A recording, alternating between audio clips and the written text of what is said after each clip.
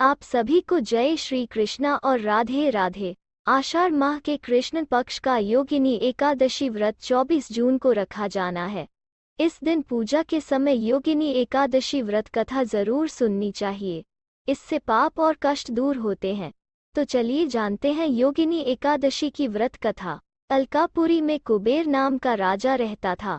वो प्रत्येक दिन भगवान शिव की पूजा करता है।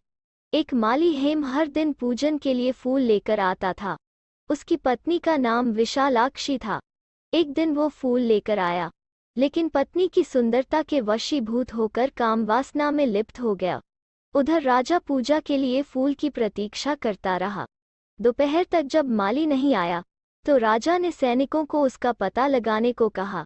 तब सैनिकों ने कहा कि वो कामी है, वो पत्नी के साथ हास्य विनोद कर रहा होगा। इस पर राजा ने उसे तत्काल बुलाने को कहा। वो डराते हुए राजा के दरबार में उपस्थित हुआ। क्रोधित राजा कुबेर ने उस माली से कहा कि तुमने भगवान शिव का अनादर किया है। कुबेर ने उसे श्राप दिया कि वो पृथ्वी लोक पर कोढ़ी बनकर कष्ट भोगेगा और पत्नी का वियोग सहन करेगा। श्राप के कारण माली हेम स्वर्ग से पृथ्वी लोक पर गिर गया। उसे कोढ़ हो गया और उसकी पत्नी भी गायब हो गई।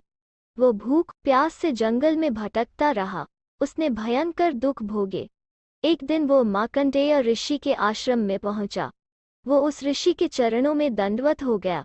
तब ऋषि ने उससे पूछा कि इतना कष्ट भोगने का क्या कारण है?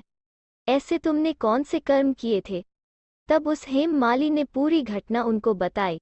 तब ऋषि ने कहा कि तुमने सत्य घटना के बारे में बताया है, इसलिए तुमको एक व्रत के बारे में बताता हूँ। यदि तुम आषाढ़ के कृष्ण पक्ष की एकादशी यानी योगिनी एकादशी व्रत को करोगे तो सारे पाप नष्ट हो जाएंगे।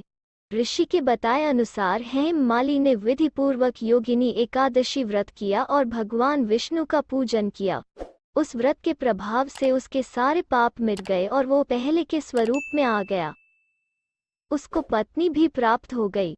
वो सुखी पूर्वक अपना जीवन व्यतीत करने लगा।